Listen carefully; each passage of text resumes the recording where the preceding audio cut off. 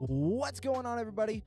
Welcome to the first episode of the Kings Court podcast, presented to you by Sacktown Royalty and sponsored by RateCrushers.com. If you guys are looking for any type of insurance, whether it be motorcycle, car, leisure, these guys got you covered, beating up the opponents up to 35%. Big show, guys. The Sacramento Kings are starting off their season today. It's the season opener, the home opener for the Sacramento Kings as they face off against the Portland Trail Blazers. The game scares me a little bit.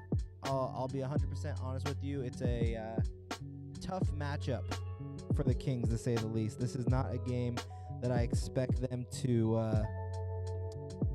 It's not really a game I expect them to have a huge blowout, but this is the first time in a long time that I think the Kings are heading into a season in which their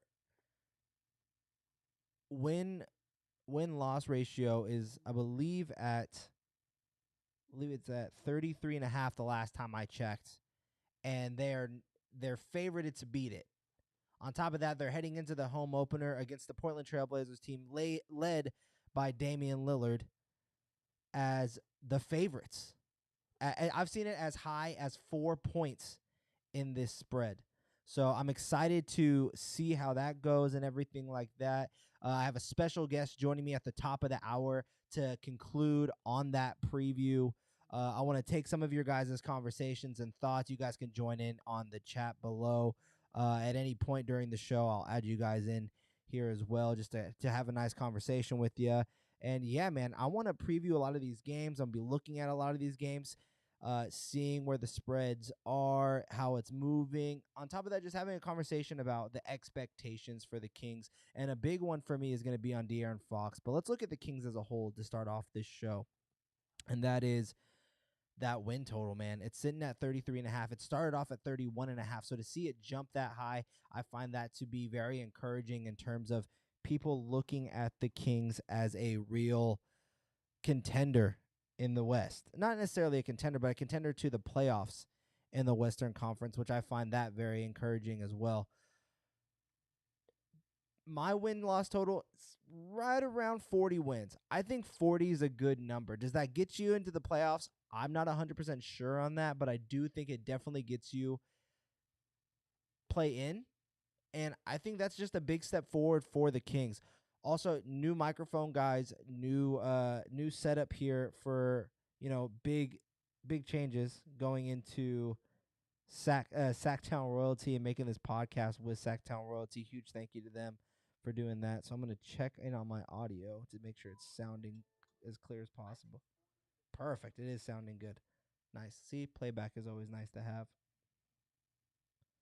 But like I said, 40 wins, I think that's a big one to get to. And a lot of it's going to come down to the Kings really focusing heavily on their defense and sticking to their, I guess, identity, which is speed. They're going to have to play smart. They're going to have to play quick. And I think that with Mike Brown's defense and believing in Mike Brown's defensive mindset and how he can better this team, I think is going to be the complete game changer for this Kings team this season and how you can look at them. Now, after one game, let's say the Kings lose tonight, am I changing my projection of 40 wins? No, I'm not. I definitely don't want to see a loss in which the Kings are down by 20. I definitely don't want to see that. If the Kings lose by 20 tonight, maybe you go take a step back and go, are we overhyping this team a little bit? But I love the positivity that's in the air around this team. You go into these Kings practices, you go into training camp, and you're hearing the positivity. It's not necessarily like positivity in the guys being around each other, which you do feel, but it's more so in what they're doing on the floor. And a big thing for me is hearing guys like De'Aaron Fox, Malik Monk, Harrison Barnes, just taking ownership of their roles. Taking ownership and knowing that this feels different heading into this season. And I find that to be because of Mike Brown and the offense that he's implementing and the leadership that he's putting on the shoulders of a lot of these guys. That's going to be a big key factor in, again, the Kings being able to be successful. De'Aaron Fox, is this his team? That's another big question mark. Is he capable of taking that step forward this season? That's a big question for me. And again, like with De'Aaron Fox, he can drive to the basket. He can almost get to anywhere on the floor in 2 steps. He's that fast. But it's being able to make quick twitch decisions and not being so reliant on the drive, meaning he has to hit those jump shots. And we saw it a little bit in the preseason. Like, that was a certain game where I think he hit like 3 3-pointers. He looked fluid. It looked good. It's just more so, can he do it consistently? I want to see it at 36%. I don't think that's a heavy number for him to go after and reach. I really don't. Can he do it? That I'm not sure of. But I do think it's a capable number. And I think him taking that next step shows that this franchise is still in his hands. Because I think there is that question mark between whose team really is this? Is this Sabonis' team and Fox is the Robin? Or is this Fox's team and Sabonis is the Robin? Did they bring in an all-star to lead this team to the next step, or did they bring in their all-star because they believe they have an all-star already in De'Aaron Fox? I think a majority of Sacramento believes it's in that way. I believe that the Kings organization still views Fox as that guy, mainly because it's the guy you drafted. It's the guy you have already given the keys to. But I think if Fox struggles, man, and he showed what he did last season to start the year in those first 20 games where he really couldn't find his footing. And again, I understand the frustration that was in the air. I really do. I understand everything leading into it. I know even a little bit more than most leading into that season, the frustration behind the scenes and things that were kind of building up to where, okay, but now there's nothing. Again, that positivity is in the air, right? You now have a new head coach again, leadership in that head coach. That's there. So I really sense that the most pressure on this Kings team doesn't come on Mike Brown. It doesn't come on GM Monty McNair, who I'm surprised still hasn't got extended yet. It comes on De'Aaron Fox. A lot of pressure is on his shoulders, and I feel in this training camp the way that he has been talking to the media and talking just about himself and his game, he's proving to take a step in that leadership role, and that's a huge step forward for him. Being able to be a leader on this team is going to be a huge factor for De'Aaron Fox's development. We know he can be Mr. Fourth Quarter. We know he can get a bucket at any time. And now you have a reliable 1-2 punch with Sabonis there.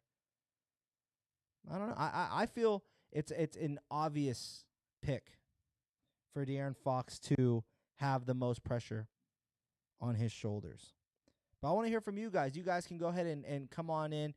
Join the chat as you speak. I'm taking the link and adding it on there now. And while I have time to do all this, I want to remind everyone that this show, while it is presented by Sacktown Royalty and SB Nation, that this show is sponsored by RateCrushers.com.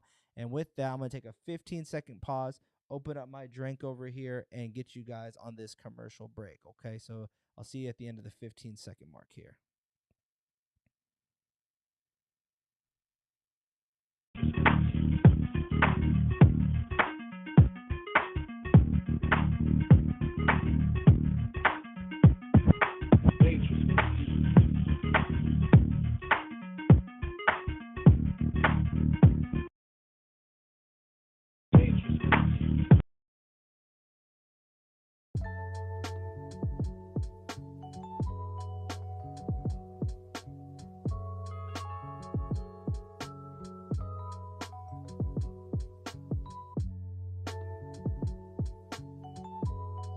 And we're back. Shout out to Rate Crushers for sponsoring the show, man. You guys are awesome. I'm so excited that the NBA season is here, guys. The NBA season is here. We're about to see the tip-off to the Orlando Magic versus the Detroit Pistons. Jaden Ivey versus Paolo Banchero, the surprise #1 pick. Not surprising to me. I thought he was the #1 guy there. You have the Washington Wizards, Bradley Beal and KP. How is that going to work? Going up against Tyrese Halliburton, everyone's Sacramento fan favorite still to this day. That's going to be a good one. The Houston Rockets against the Hawks. I want to see that Murray-Trae Young combo. The Nets and the Pels. Ben Simmons, Zion Williamson, KD, Kyrie, all of them on the floor together for the first time. This is going to be a heck of a day in the NBA. But it goes without saying that the #1 game on the docket for me is going to be the Sacramento Kings going up against the Portland Trail Blazers. And this game is very key because a lot of people view the Trailblazers and the Kings in that same spot. And I have a lot of question marks on this Trailblazers team. Now, obviously, no CJ McCollum anymore. It's going to be Damian Lillard, Anthony Simons, and Jeremy Grant leading this team into whatever direction they're going to be heading into, right? But what does that equal to? What does that mean? What should their floor be? Is their floor 38 wins? I think Damian Lillard gives you a floor of 38 wins, but I could be wrong because is he that same guy? Now, he had a lot of injuries last season that didn't necessarily have to do with, bodily injury, like nothing with his legs, his knees, or anything like that. Something like Zach LaVine's dealing with, right? He didn't have anything like that. It was something abdominal, and he got that taken care of. Obviously, it was a down year for the Blazers. They move on from CJ McCollum, but he seems rejuvenated. I have a special guest joining me at the top of the hour at 5 o'clock. He covers the Portland Trailblazers. I'm so excited to have this man on and talk with him to help preview both sides of this. But just to give you guys my perspective, and I'd love to hear what you guys think as well, feel free to click the link and join on into the show. But I think that the Blazers are slightly underrated. I think Nazir Little showed a lot of promise last season. Anthony Simons showed he can do a lot of things off the ball and on the ball, both when he was a bench player and when he took over those starter minutes. Josh Hart, he's a Swiss Army knife, man. He gets you rebounds. He can get you a bucket. Now, am I relying on him to do anything? No. I'm not making him my #1 option by any means, but if I need a rebound, if I need someone to go play hard-nosed defense, that's going to be the guy. And I think there's something that people don't take into consideration is the friendship and camaraderie between Damian Lillard and Jeremy Grant. From what I've heard is those two guys are close. And it was Damian Lillard kind of led to go after Jeremy Grant when he was made available by the Detroit Pistons. I can ask my guest when he comes on at 5 o'clock how true that is and how much you have to read into that. But, I mean, if that is true, you have that 1-2 punch. I think it's forgotten how good of a defender Jeremy Grant was when he was with Denver. He's a good defender. We saw he can get you buckets when he was with Detroit. Obviously a bad team, but still got you buckets. He plays his role well, and I think defensively people have forgotten how good of a defender he once was. Now you're looking at matchup based. I don't know if Nurkic has the ability to slow down Sabonis in any way. These are two elephants just knocking each other. They're two sturdy guys. The thing is, Nurkic doesn't play very good defense, but his offense is somewhat good. I mean, he can pass a little bit. He can score a little bit. He's Sabonis light, if you want to take it in that way. If I had to make it an easier, similarity there, he's Sabonis light. But I don't know if Sabonis can stop him either. That I find is going to be a very interesting matchup to watch. Obviously, I think Sabonis has the edge there, just like I think Lillard has the edge over De'Aaron Fox. That's a clear edge. So then it comes down to the other guys. Is Kevin Huerter a significant upgrade over an Anthony Simons? Who's the better player between the two of them as a #2 option? I think Simons has more in his bag, but at the same time, Huerter doesn't get talked about enough about what he's capable of doing as a scorer on the ball. I think he's an underrated passer as well. Also, Malik Monk. Can Malik Monk fill that role? I feel Malik Monk and Anthony Simons are a better comp to each other in terms of matchup base. And I think the X factor that we don't talk about in this guard play is someone who loves to go up against Damian Lillard. We saw it happen when they did it in the preseason, and that's Davion Mitchell. That's the Kings pit bull. That's their Marcus Smart. Throw him out there, put him on Dame, put Fox on Anthony, and then now you're matchup based, because I think Barnes has the edge over Nazir Little. That matchup is going to be something to watch.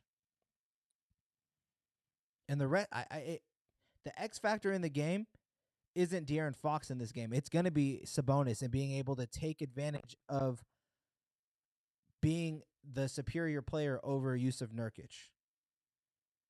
Obviously, the Kings have to knock down shots. But, again, I think Damian Lillard is their number one guy. What is Damian Lillard going to be able to do? How much better is he going to be? Is he going to be able to get this new, young Blazers team to that next level to where they're capable of winning games? I think so.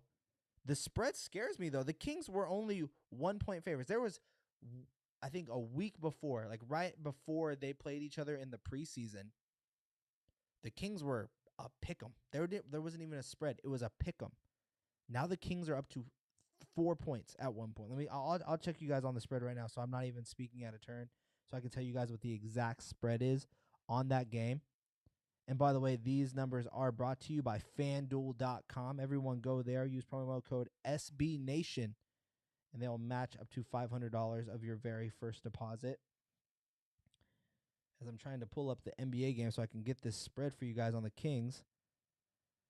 But yeah, like I said, I've seen it up as high as 4 points. And that scares me a little bit, but it also shows me promise in what, the outside of Sacramento is starting to view the Kings. Obviously, Mark Spears views the Kings very high. They've settled at 3. They're 3-point favorites. They're minus 150. I'm on them at minus 150. That seems like a strong line to me. Some underdog picks I had on the day. Obviously, if you guys want to go into NBA Best Bets, NBA Best Bets does return as well. So stay close to this channel, as we will be bringing back NBA Best Bets. We finished last season at a 53% clip. So, you better than a quarter flip. You're going to hit on these picks. Underdog picks today that I gave out were the Magic, the Wizards, which they ended the night as favorites, and the Cleveland Cavaliers. In that game, I don't understand how the Cavs were 4-point underdogs last night, and that's what I got them at. I got them at 4 points. So should be a night of interesting games to tip off the NBA. The Kings obviously being the headliner for us here at the Kings Court and at Sacktown Royalty. Post-game show will be coming up as well directly after the game. Me and Jordan from Sacktown Royalty, one of my cohorts here, and writers will be joining me on the show to talk about what we've seen from game 1. And my big question to you guys out there is, if the Kings lose this game, let's say by 15, 20 points, if the Kings lose this game at all, is your perspective on this team different? Does your mindset automatically flip back to, oh, they're the Kings. Here are the Kings. Because that's the big question to me. Is how quick will everyone turn on the Kings once they do a Kings thing? Now, I don't think it's going to happen. Again, I think the Kings win this game. I'm pushing hard on that 150. I like it better when it was minus 115, minus 115. I think minus 150 is still a good bet on the Kings. I think over 23 points on De'Aaron Fox is a good thing. Over 12.5 rebounds for Sabonis. That's plus money, by the way. I think it's doable. This game is going to be close, and don't get that twisted. If anything, you can take Kings minus 150 and then buy the points on the Blazers, because I think this game comes down to the wire. I think Damian Lillard knows that this is his showcase game to remind the league who he is. He was on commercials. You guys remember the wave? Not once, but twice in the playoffs. You know what time it is. You know what I mean? Dame Lillard's that guy. We can't forget about that. And the Kings, well, they're the Kangs sometimes. They're the Kangs. And they're They're hard to believe in. To be honest with you, they're hard to believe in, but I don't think it's the worst idea in the world to believe in the Kings. To give you guys a rundown of the scores going on around the league, the Magic have taken an early lead. Remember, that was my underdog pick of the day. 14-6 over the Detroit Pistons. For those who don't know, Marvin Bagley, who likes to keep I think it's so funny. I feel like the Kings, and I could be wrong just because I'm here and I get to stay close to you guys and talk to you guys and do this show, but I feel like Kings fans stay close to like players when they leave. Like they monitor them so much more. Like there's still a lot of Bogdanovich fans viewing his injury history and things like that, to where I feel the same way with like Marvin Bagley. So many Marvin Bagley lovers out there that he's injured, if in case you guys didn't know. Again, early lead for the Magic. They're up 14-6. The Wizards are up 11-6. As then we're waiting for the tip off at the 4:30 mark for the Rockets and Hawks, as well as the Nets and the Pelicans. Again, guys, this show is presented to you by Sacktown Royalty. Yes, the King's Court is now the official podcast of the Sacktown Royalty show. Look, I felt like there was a big hole left when the King's Herald guys, that whole situation happened. And shout out to all of them. I mean, Greg reached out, say congratulations for getting on here, and I find this to be a huge opportunity. And I shout out to Harrison and the whole STR crew for reaching out and talking with me and getting this done, because this was huge, becoming a part of SB Nation and Vox Media and things like that. So starting on Monday of next week, I'll have a weekly column coming out just talking about things that we've seen, notes that are going on around the Kings, people I get to talk to. We're going to start working on getting frontline coverage as well, since I'm out here in Sacramento. That's going to be a big thing this year. You're going to see interviews here on this podcast like you're going to today. There's an interview coming up at the top of the hour with a Portland Trailblazers beat writer that I'm super excited to have on. He's also a part of the SB Nation network. Exciting things happening here on the show, and I told you guys that I was working on things, and these are things that I'm working on, as well as giving away stuff on this year. So on the season, there will be times I will be giving out tickets to certain games. Now, I'm not going to say which ones. I'm not going to say how to get them. All I'm letting you guys know is that, yes, tickets will be given out here on this show. I'm super excited to be able to do that for you guys. It's a gift for me to you guys to be able to say, hey, this is for watching the show and everything like that. So I appreciate you guys. And it's going to be a few games, not too many games, but there's going to be a few games throughout the year where we'll be giving out 2 tickets. It should be a lot of fun. So make sure, if you haven't done so already, to hit that thumbs up button. Get this thing circulating. Let your fans know what it is, your friends and family know what it is. Hit that share button, like, everything like that. And obviously, the number one thing I need you guys to do is hit that subscribe button, whether you guys are listening here live on YouTube, on iTunes. Leave us a rating if you can. Again, the Kings are facing off against the Portland Trailblazers. This is a tough matchup. And I keep looking at it here, and I feel as if whenever I see people talking about the Kings and the Blazers, it always comes down to when Damian Lillard lit them up back-to-back times for like 40 points. As I go on to, let me go on to the NBA news here. Hopefully this will pop up. Whoops, NBA Kings news. Whoops. Obviously, if you guys haven't heard as well, Keegan Murray will be out this game. He will not be participating. We will not be able to see the potential Rookie of the Year take place in this game. Mike Brown's starting lineup has still not yet been determined, and if who is going to be starting at that 2 spot. However, we do know that it is going to be De'Aaron Fox, Harrison Barnes, and Domantas Sabonis. So that starting 2-3 spot is going to be very interesting. Again, with no Keegan, who's that guy? You can always start. I still think there's an option. Now, obviously, probably not in this game, but in certain matchups where you can start Rashawn and Sabonis. People don't like it.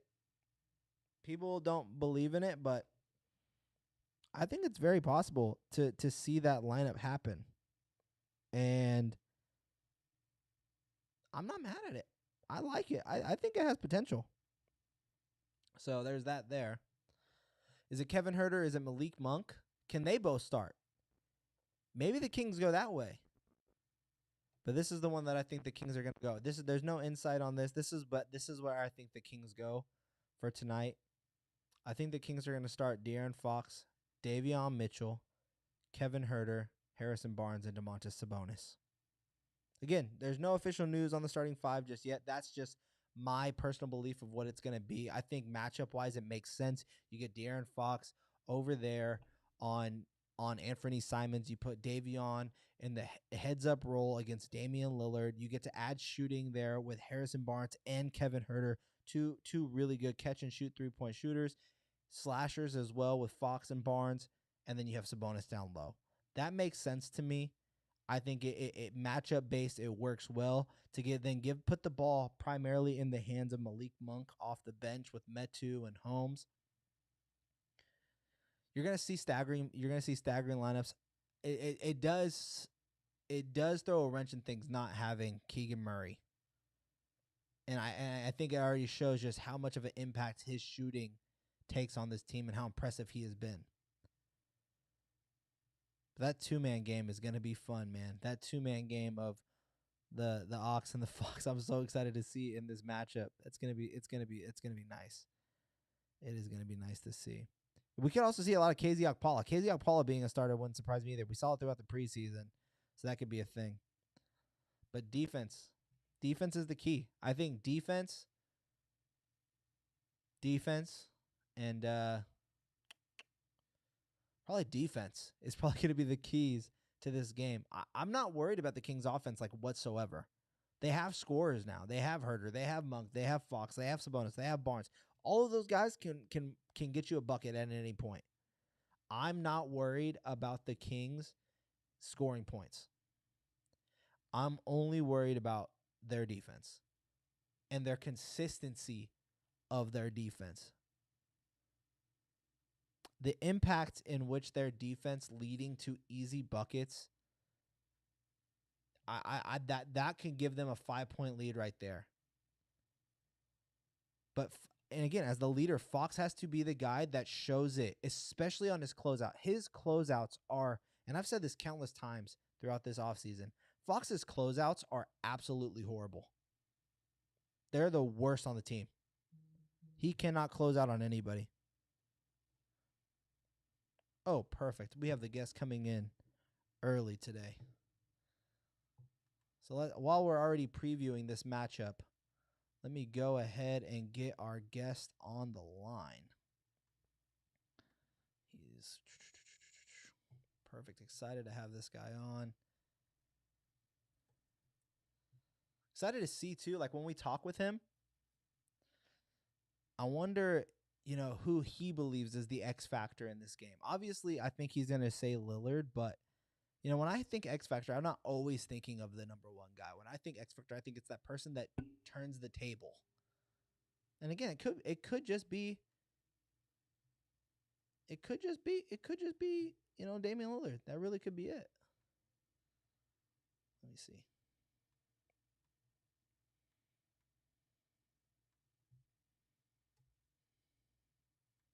And then just click on when ready to go.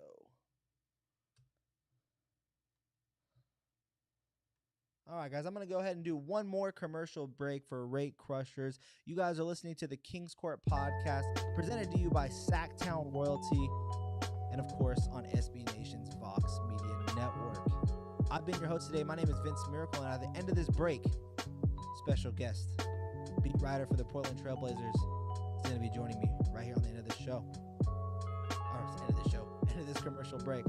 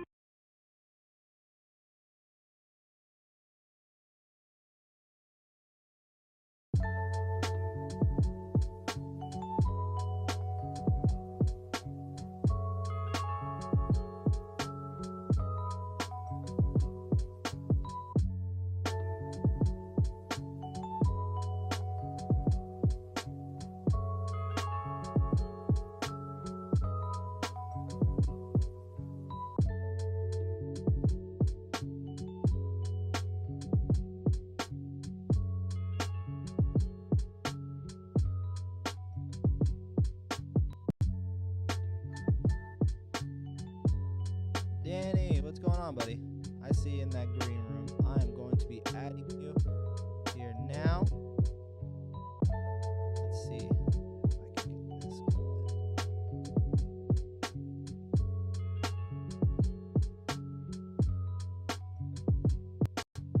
going. Hear me? I can hear you. Can you hear me? I don't have you.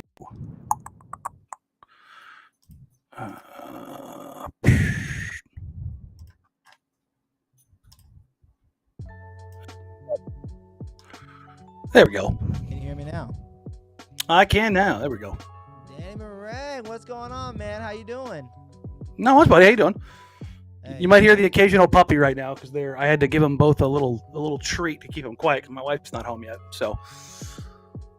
Perfect. Sorry, doing the whole tweeting and all that good stuff since the NBA season is upon us. You gotta do it, man. You're totally fine. Well, Danny Meringue, Kings, Blazers coverage for SB Nation. I had to have you on the show, man. I listen to your show all the time. I'm a YouTube subscriber. Been a YouTube subscriber for a very long time.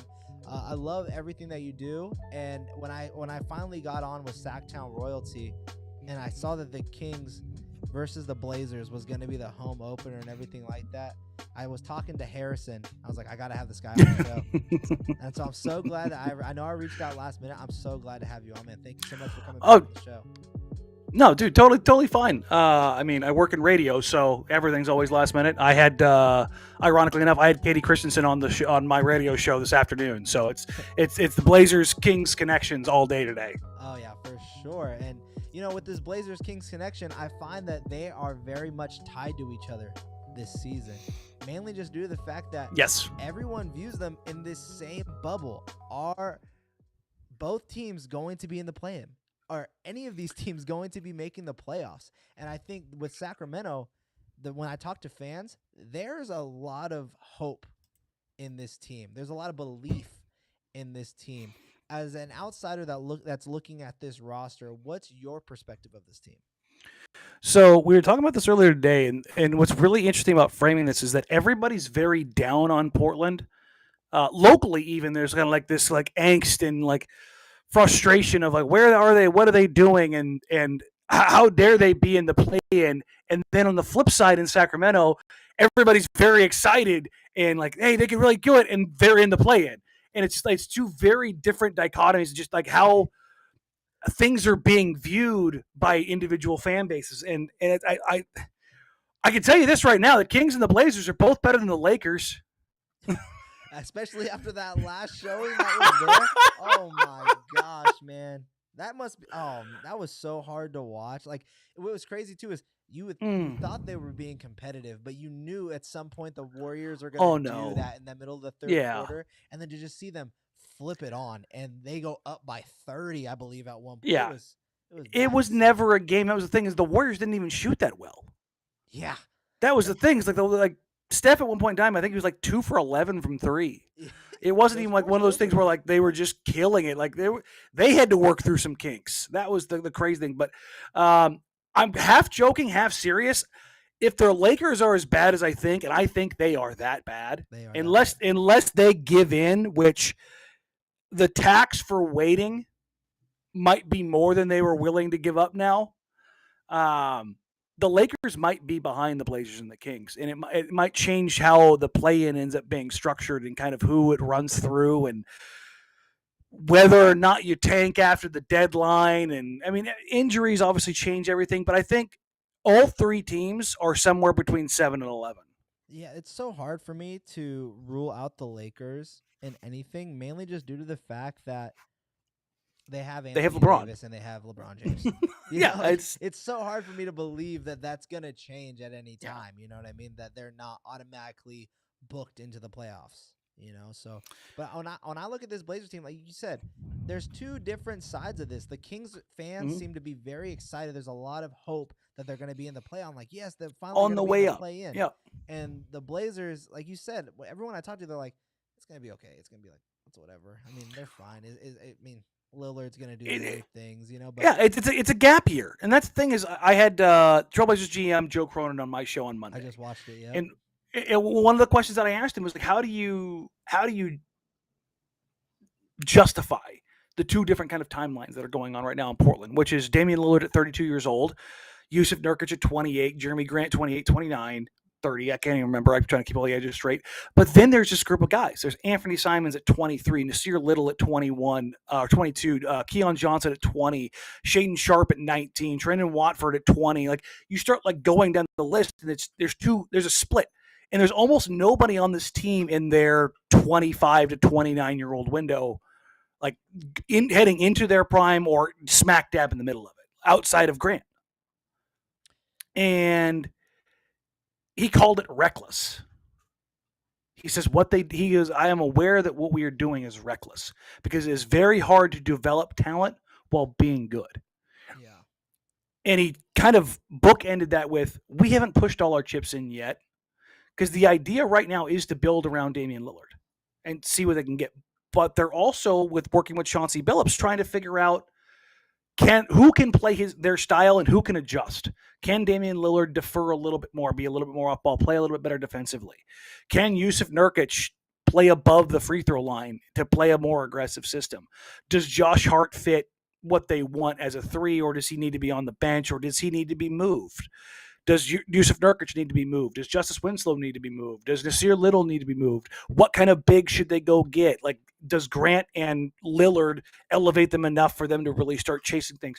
So there's all these questions about not necessarily them getting out into the playoffs or out of the play-in. Like, they've seen what Damian Lillard can do. Yeah. But you contrast that to the Kings. They haven't seen what any of these guys can do. Yeah, I mean, they kind of have this belief in what they think they could be. Yeah, but it's not.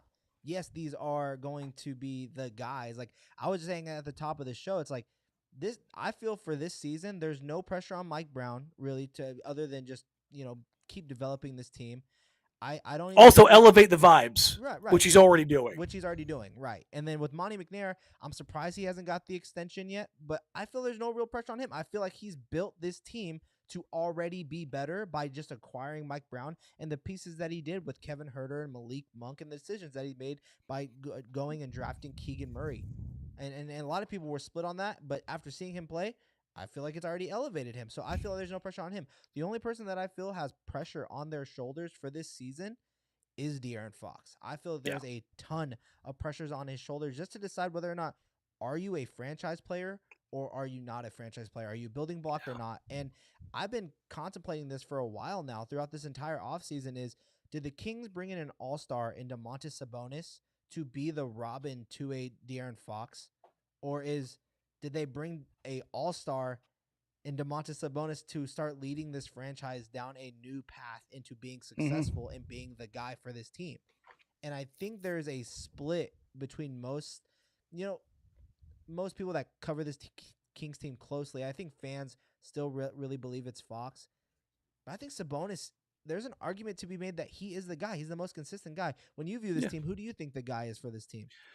It's funny. I asked Katie Christensen today, is it fair to say that if this year doesn't go the way it needs to for De'Aaron, like he develops as a shooter, is able to start the season well, because he closes seasons typically very well, but it's a slow ramp up. It's a slow kind of does his shooting maintain? Does his relationships with bonus keep going? Is it fair to say that his time in Sacramento is done? I had Deuce Mason on my show last week, and I kind of asked him the same thing. Like, and like you said, the people that cover the team genuinely kind of see this is kind of Fox's last chance. This is. And not necessarily a bad thing, like he's a bad player, but sometimes you got to pivot. And I tell you what, if they go that way and they made that decision and they gave up on Hallie that quickly to go get Sabonis and side with Fox, you can't dwell on it, but that's a punch in the nuts. Like, that's just... There were opportunities out there. Like, was Donovan Mitchell a real thing if you give up Fox in pieces? You missed out on that. You gave up a rookie scale contract. What was that? You gave up a rookie scale contract. Yeah. Like, that's the thing. Like, that's how you build in this league. If you're a small market, you have to capitalize on rookie scale deals. The only counter to that is the Kings still have to believe that Fox is the guy.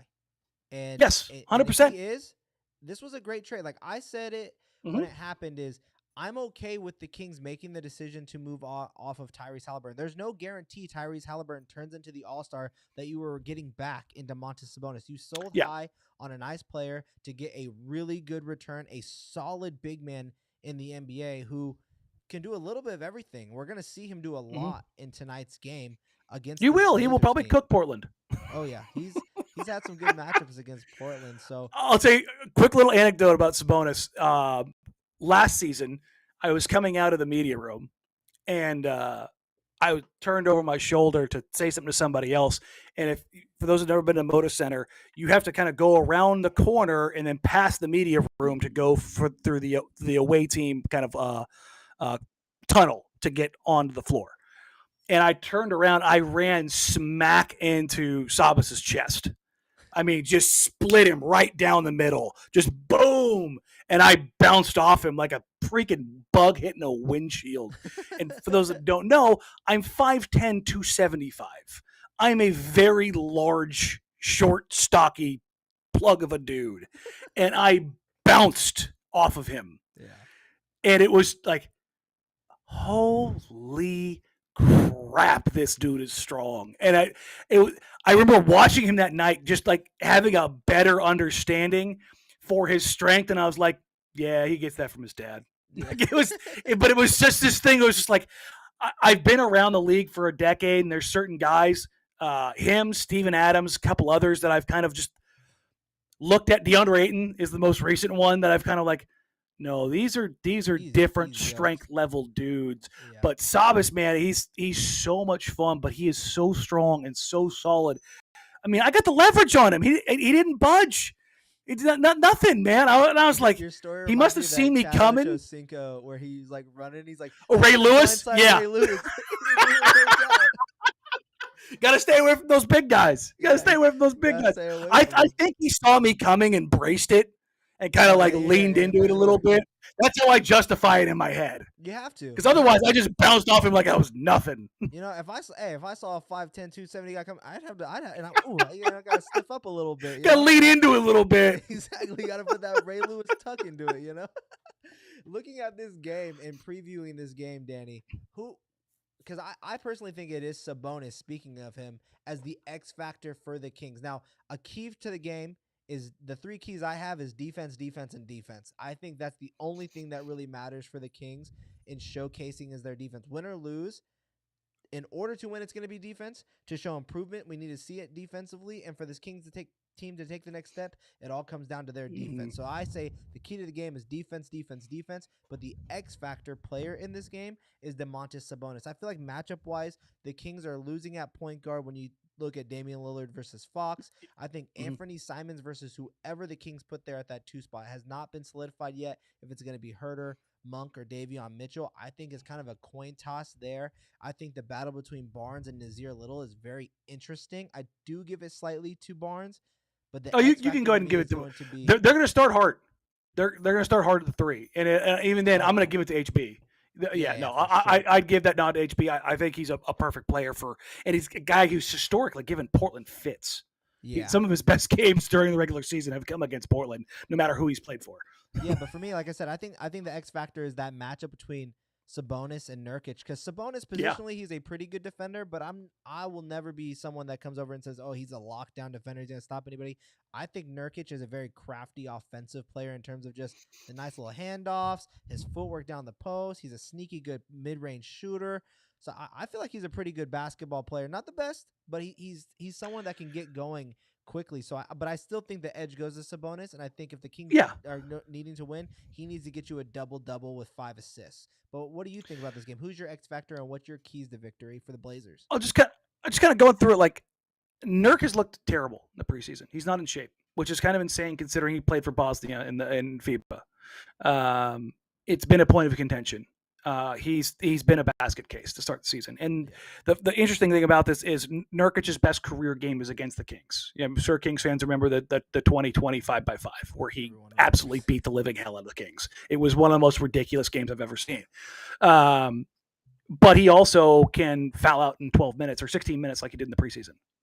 Like he is. I want to give credit to Locked On Blazers host Mike Richmond. He had somebody on his show who coined Nurkic getting foul momentum. He will get one foul and then he will compound it with two very stupid fouls immediately following it.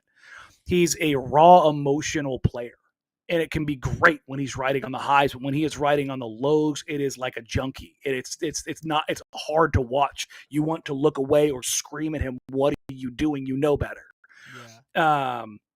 I really thought the Blazers were going to move on from him this offseason. I thought that was going to be a thing.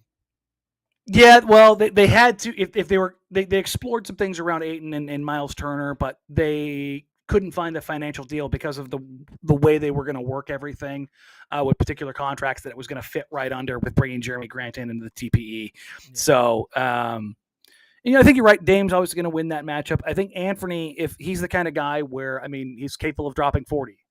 That's the terrifying thing for people not familiar with Anthony Simons. He is a guy that can quite literally take over an entire quarter and drop 25 on you in a quarter. In his 4 previous years where he has very limited playing time, the times where he was allowed to get going, he has scored over 20 and a quarter. I think it's 6 times. And if you look at his actual starts and opportunities to do that, they're pretty limited. There's a reason why they gave him $25 million a year. Is because he is a scorer, and he's probably one of the 5 best shooters in the NBA. For Portland, though, it's not about their offense. I have faith that they will figure that out, even if they start out slow, and that's the expectation, is that Portland is going to start out slow. Their own GM said as much. But in the first matchup, one thing the Blazers did against the Kings was they went under everything. Every screen action, they went under. Every single one of them. Hard drop from Yusuf Nurkic, which was a pretty staunch change from their first preseason game against the Clippers up in Seattle. I'm wondering how much of that was Chauncey trying to simplify things versus something they're trying to employ tonight against the Kings. It'll be interesting to see how exactly that plays out, what they try to do, because there's this balance they're trying to strike right now defensively between being aggressive and being safe. Yeah. And I just don't know. Sorry, I've got 2 puppies next to me that are both being a complete ruckus. But trying to strike that balance of where they end up falling on that defensive scale with their aggressiveness versus their passiveness. And I think ultimately I'm not necessarily looking at one individual player. I'm looking more at scheme and how effective they are at operating within it, because in the preseason, they have been a steaming pile of dog doo. It has been tremendously bad in the preseason. And for all of you can't take that much from preseason. You can take the fact that Yusuf Nurkic has been out of shape. You can take the fact that they have been lost in their schemes and very simple stuff. You can take the fact that they did a great job at corralling and collapsing in the paint, but the second, third, and fourth adjustments defensively they broke down on. Those are the things that I looked at and went, oh boy, this is going to be a long year. Yeah, that's my big question with this team too. Like, I was surprised that I saw that the Kings spread got up to as high as 4 points. It's kind of settled at 3, but it was a pick 'em all the way up until they played each other. What was it, like a week ago in the preseason? Mm-hmm. My thing is like, if the jump shots aren't falling for the Blazers, what are they going to next? Because I feel like it's going to be definitely a jump shot heavy team. Mm-hmm. And then with a lot of Jeremy Grant slashes to the basket, and can Jeremy Grant still be that guy? And that's mm-hmm. my next question to you is, there was rumblings and reports that, Jeremy Grant and Damian Lillard's friendship was like a real reason why that they wanted to go after Jeremy Grant. How serious of that is true? And what do you expect Jeremy Grant deal's been done for a while. That deal's been done for a while. Yeah. Oh, yeah.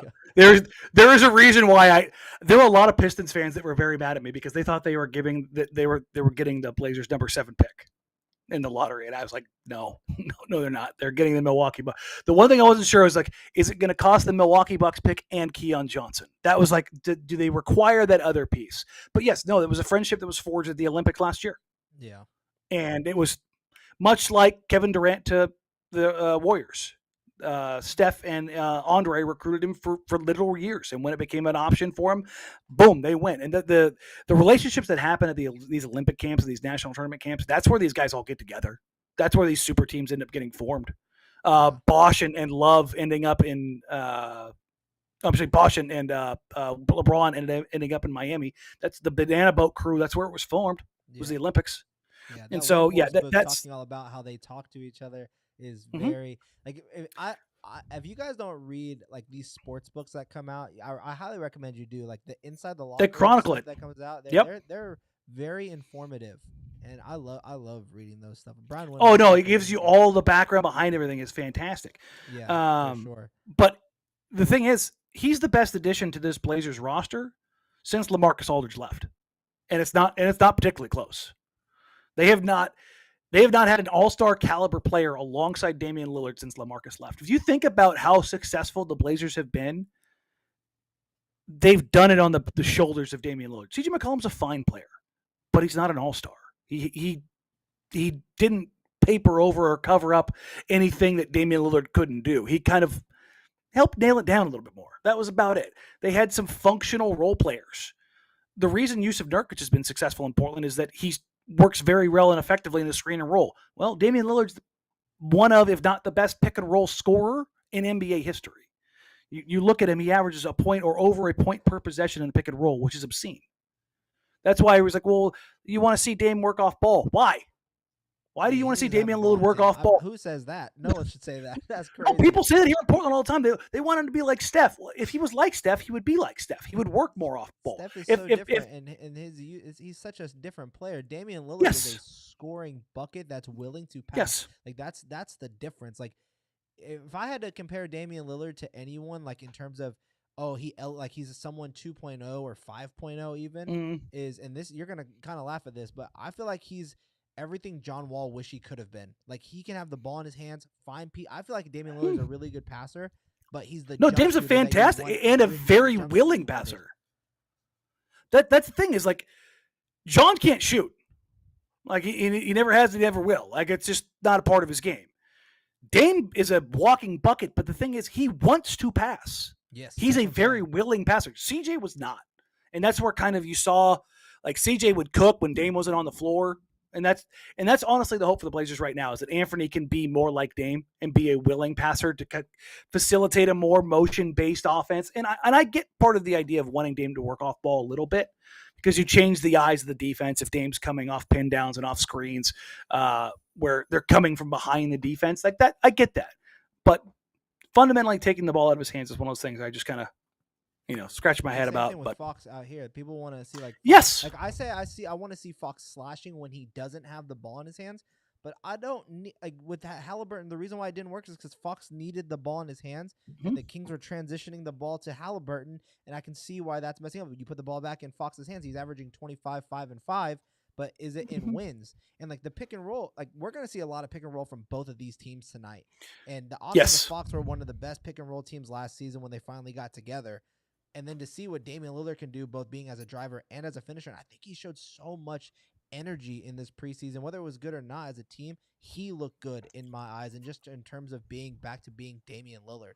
And I find that to be so, interesting to see how he showcases that in his revenge year. You know what I mean? But, Danny, I don't want to keep you here too much longer, but what's your prediction for this game? What do you want to see from the Blazers? What do you expect to see from them? And also, final score, anything else that you want to talk about this game? I honestly, I think the Kings are going to win this because I think the Blazers are probably another month away from being like remotely effective defensively. They're not going to fix the problems that they've had. The only way Portland really, I think, gets going tonight is if they get their offense on track, which, again, when you've got a lineup featuring Damian Lillard, Anthony Simons, Jeremy Grant, that can happen pretty much any given night. But I would imagine this ends up being probably like the first two games we had yesterday were high scoring. I would imagine early on defenses aren't going to look good. Probably going to be like a 116, 111 kind of game.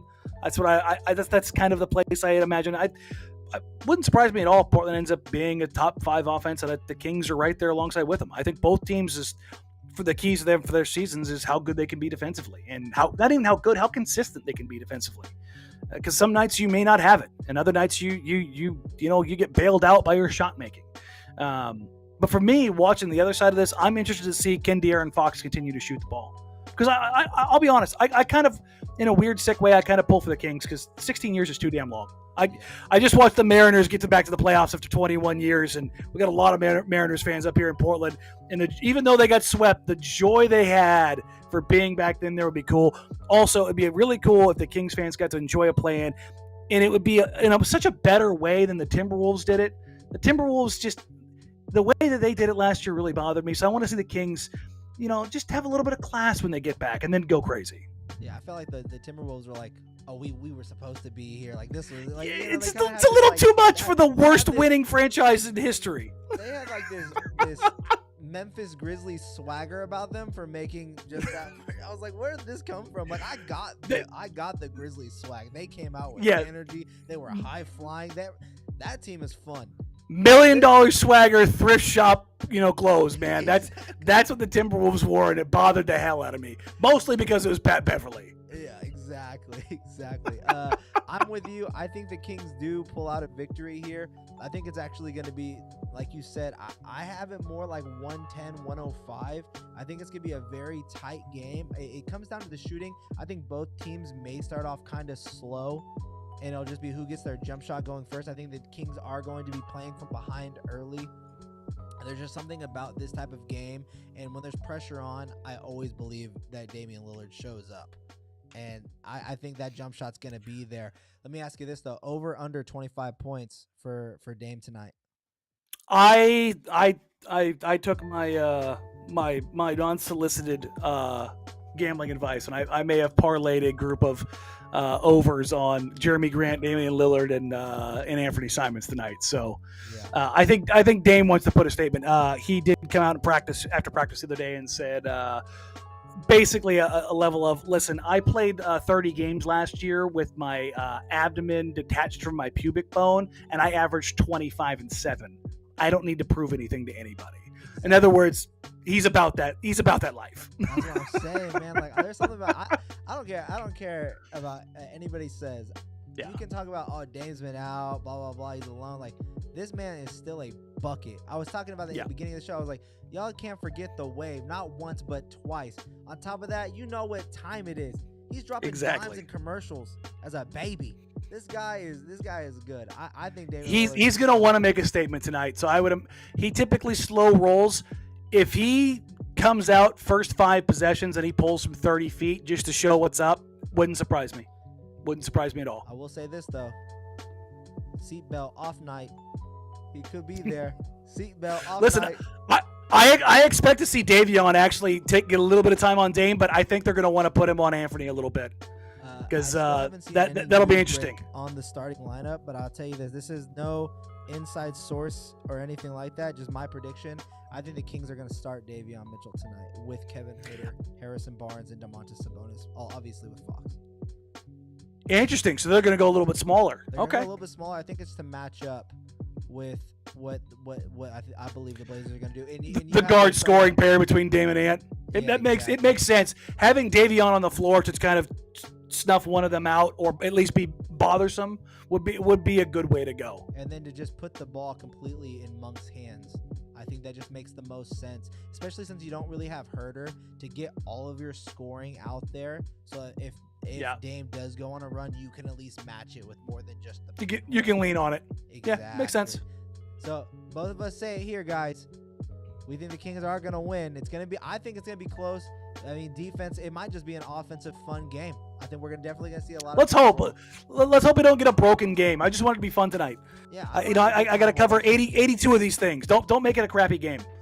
Danny Meringue of the Jack Ramsey podcast. Go, you guys, if you haven't done so already, go subscribe to his show. So many great guests. He just had the GM of the team on his show. Wow. On the same day, they extend Nazir Little. I thought that was good timing. Huh? It was good timing. It was great timing. Great timing, man. I would be remiss if I didn't ask you this before I go, just because I did so many shows on him during the off season. What's been the early reporting on Shaedon Sharpe? The mystery of Shaedon Sharpe. He's a freak. He's a freak. Everybody's very excited about him. His athletic tools are very, very, very well thought of right now. I don't think he's going to get a ton of time. No, he's just a year away. He's just a year away. It's just he played against the Israeli team that came in preseason, Maccabi Ra'anana, and he went nuts. Those are the clips that went viral that night. And I talked to him after the game, and I said, "Was it that alley-oop that got you going?" And he's like, "Yeah, that's when I knew I belonged." And he just needs one play a night for him to mentally kind of like, oh, that's right, I can not only play with these guys, like I'm that dude. And then you see his confidence skyrocket. He's 19, didn't play college. He's just trying to find his way and trying to find the pecking order. He's so talented that when it does come together for him, you kind of sit back and get wide-eyed like, oh, he's one of those. He's one of the special ones. If he puts it together, he has a chance to be a transcendent player, and I don't use that lightly.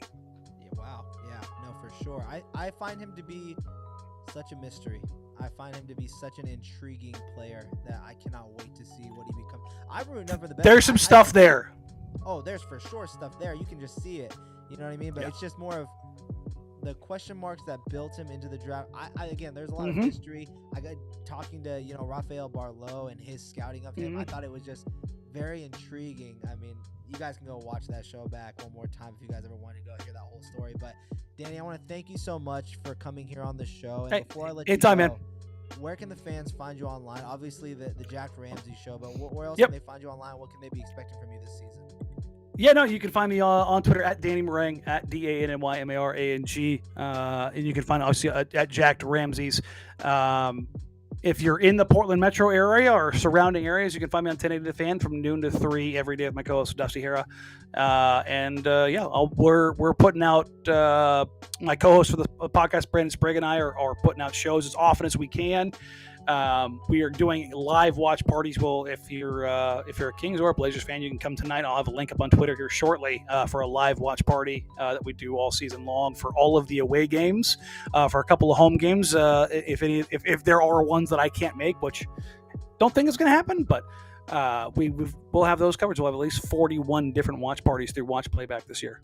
That's awesome, man. That's really cool to hear about the League Pass allowing people to do that. And if you're a League Pass member, look out for his links. And once I see you do it, you can be the little test dummy for me to let me know how good it goes. Maybe we can start doing those things over here on the Kings Score. But you guys go give him a follow. Danny Marang on Twitter, Jack Ramsey on YouTube, iTunes, or anywhere you guys get your podcast. You guys go give this man a follow. I've been your host today. My name is Vince Miracle. You guys can follow me on all social media platforms of @VM Center. This show is sponsored by RateCrushers.com. If you guys are looking for any type of insurance, these guys got you covered in crushing the rates up to 35%. The show is brought to you by Sacktown Royalty. You guys go check them out for all of your latest Kings news.